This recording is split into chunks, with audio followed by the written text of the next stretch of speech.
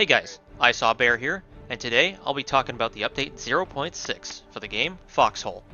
This update brings a new region to the game and some new weaponry that'll change up amphibious warfare quite a bit. Let's start off with the map. The new map is known as Westgate. This region features a large vertical coastline, a long wall dividing the north and south, and a small neutral island to the west.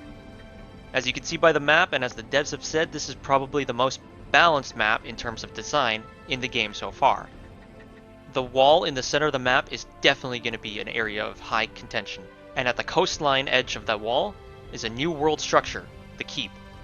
The Keep is a fortified base of operations, where players can spawn and stockpile items, much like a town hall.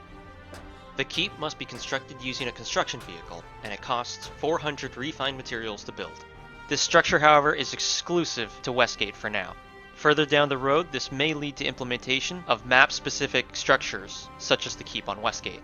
The top of the Keep and the top of the walls and the inside of the walls have been talked about during the dev streams. The devs are working on ways to open these areas up for players to access, but currently they're inaccessible. Oh, and one other thing I found out about the Keep. You can fit an APC in there. You can't really do much, but I thought that was interesting. The new naval vehicle is the Gunboat. The Gunboat is a small combat vessel armed with a forward artillery battery for coastal bombardment and a rear-mounted machine gun for close engagements. The Gunboat costs 120 refined materials to build and can be built at the shipyards. The rear-mounted machine gun will take the same ammunition as the field machine gun on land, while the forward artillery battery will take a new type of shell, the light artillery shell. These can be manufactured at the workshop for 80 explosive materials and 160 basic materials. This will give you a supply crate of 20 shells. The rear-mounted machine gun can turn almost 360 degrees, but the front of the boat will be uncovered by the machine gun. So if you come into a naval engagement boat to boat, you're going to want to put the enemy at your backside. The forward artillery battery functions much like any artillery battery on the shore. You've got your azimuth and your range to determine where you want to drop some shells.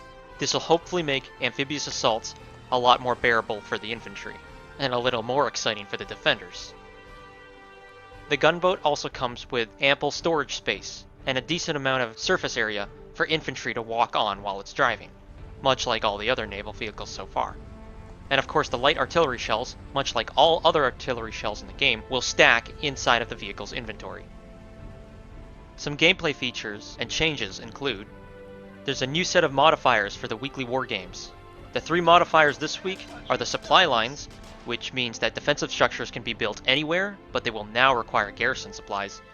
Refinery, which means sulfur respawns very quickly, but it must be processed at a player-built refinery, which is a unique structure exclusive to wargames, for now.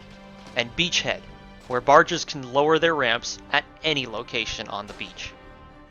Non-weekly wargame changes include: certain docks and shipyards now have ladders that players can climb out of the water. This is helpful if you fall off, or if you just feel like going for a swim. Use the ladders by pressing the vault key, as you would with any low wall you want to vault over. Dynamic resource yield means factions with 5 or less players than the other side will have a higher resource yield, and that scales depending on the player count deficit. This means that even though you can't muster as much manpower as the other side, you might be able to stand a fighting chance due to a slight increase in resources. Hitting players with a truck at low speed now results in the character being pushed aside and staggered instead of outright killed. Multiple servers can now each run their own campaigns with separate progression. Projectiles, like RPGs and grenades, will now collide with vehicles in a more accurate way. This allows grenades to be properly thrown into the back of APCs and half-tracks. So, APC drivers, make sure your cargo arrives unharmed. And players can now unmount from a half-track HMG, even if it's moving. Game balance includes: barge health has been increased by 33%, barge small explosive damage mitigation has been increased by 25%, howitzer tech level requirement has been reduced from 4 all the way down to 2, howitzer shell explosive material cost has been reduced from 80 down to 40, howitzer kit basic material cost has been reduced from 250 down to 100, and the sulfur respawn time has been decreased from 60 to 30 minutes. That's a lot more explosives. This is going to be fun. Some other changes include: Faction-specific server queues have now been implemented, which leads to a whole new login flow to the game.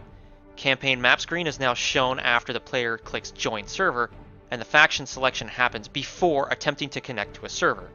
So now you can see before you join if the faction you want to join is full or not, instead of having to wait through queue and then finding out that your faction is full. Faction win history is no longer shown on the server browser screen. Winner of the last campaign is shown on the campaign screen. Region is now shown in a separate column in the server browser instead of being part of the name of the server. Landing APC lights now turn on at night, and the armory model has been refreshed. There were some major bug fixes along with this update, but I'll save that for the patch notes down below. Thanks for tuning in. If you like what you saw in this update, like and subscribe to stay up to date on all the latest Foxhole updates. And as always, good luck, keep your heads down, and stay in your foxholes. Bear out. A lot of howitzer shells.